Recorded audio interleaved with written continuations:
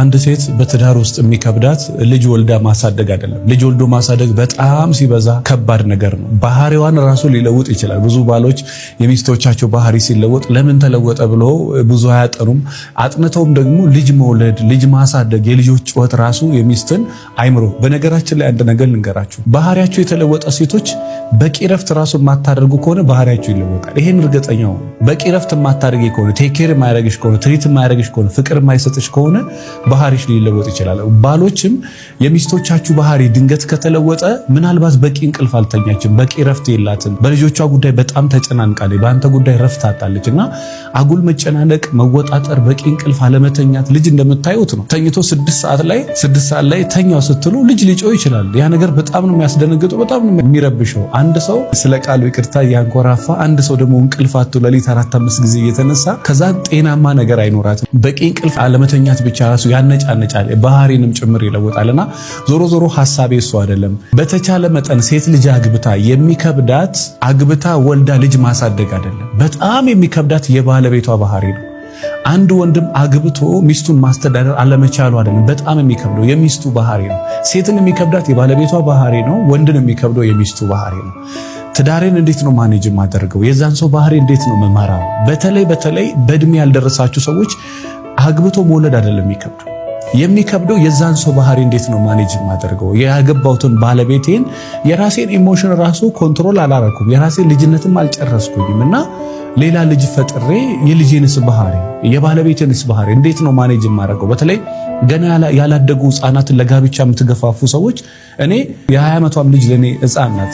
በዚህ አሁን በተለይ ባለንበት ኢኮኖሚ ባለንበት ሁኔታ በጣም አስተዋይ ሰው በጣም ስማርት የሚረዳት ወንድ ካልገጠማት የ20 ዓመቷ ሴት ራሷ አትችልም። ዛሬ የ38 ዓመት የ36 ዓመት የ30 ዓመት ሴቶች አግብተው የባሎቻቸውን ባህሪ አልቻሉ፣ የራሳቸውን ባህሪ አልቻሉ፣ ትዳራቸው እንዴት ማኔጅ ማድረግ እንደሚገባቸው አልቻሉ። ይሄን ስላችሁ በጣም ጥቂቶች በጣም ብዙ ሚሊዮን ተከባብረው ተዋደው የሚኖሩ ለወደፊት እግዚአብሔር ቢፈቅድ ወደ ሚዲያ የምናመጣቸው ስኬታማ የሆኑ ባልና ሚስቶች አሉ። ሚዲያ ላይም የምናውቃቸው እኛም በየቤታቸው በሪሰርች ቤታቸው ሄደን ምንድንደምባቸው ባልና ሚስቶች አሉ። ዞሮ ፖይንቴ ምንድነው?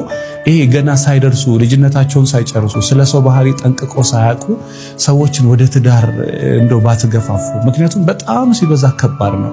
የራሳቸውን ባህሪ ራሱ ያልገዙ ልጅነታቸውን ያልጨረሱ ሰዎች አግብቶ መውለዱን ይችሉበታል። ከዛ በኋላ የሱን ባህሪ እንዴት ነው ማኔጅ የምታደርገው?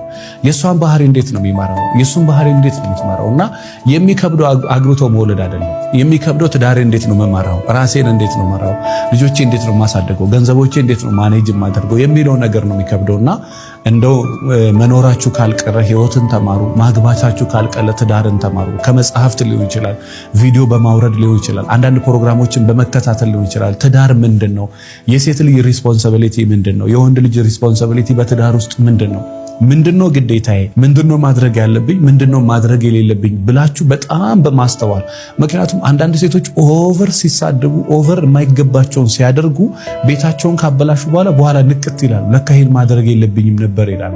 ሶ አበላሽቶ ከመማር ሳያበላሹ ከሰው ስህተት መማር ይሻላል። በጣም ብዙ ሚሊዮን የፈቱ ሴቶች አሉ። ከነሱ መማር ይቻላል። ለምንድነው እነሱ ትዳራቸውን የፈቱት?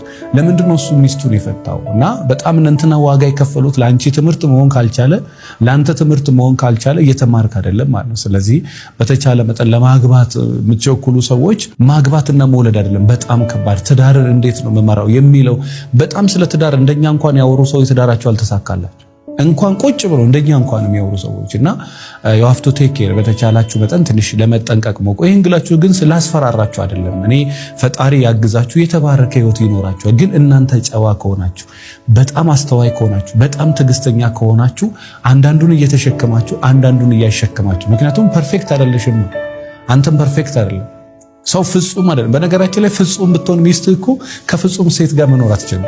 ፍጹም ሴት ብትሆን ሚስት ከፍጹም ሚስት ጋር መኖር አትችልም። እንዴት ነው የምትግባባው? እኔ ፍጹም ብሆን እንዴት ነው ከኔ ጋር የምትኖረው? እሷ ፍጹም ሆና ቢሆን እንዴት ነው ከሷ ጋር ነው? ፍጹም ሰው ከሆነ ሰው ጋር ራሱ መኖር እሱ ሁሉ ነገር ላይ ፐርፌክት ነው። ስለዚህ ማንም ፐርፌክት የለም። በተቻለ መጠን ትንሽ የተወሰነ አስቡበት።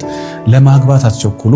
ማግባት ሳይሆን ትዳር እንዴት ነው መመራው የሚለው ነገር ነው የሚከብደው። ይሄ ደግሞ ካልቀረ ህይወት እንዴት ናት ብላችሁ ህይወትን ተማሩ። ከማንበብ፣ ከመስማት፣ ከማዳም፣ ከእያንዳንዱ ነገር ከቤተሰቦቻችሁ ቁጭ በይና ከእናትሽ ብዙ የምትማሪው ነገር አለ። ከአባቴ ብዙ ነገር ተምሬ በጣም ብዙ ነገር ከምነግራችሁ አሁንም ድረስ እኔ ብዙ ጓደኛ የለኝም። ጓደኛዬ መጽሐፍት ነው። ጓደኛዬ እናትና አባቶቼ ናቸው። በቃ የራሴ ቤተሰብ አለኝ።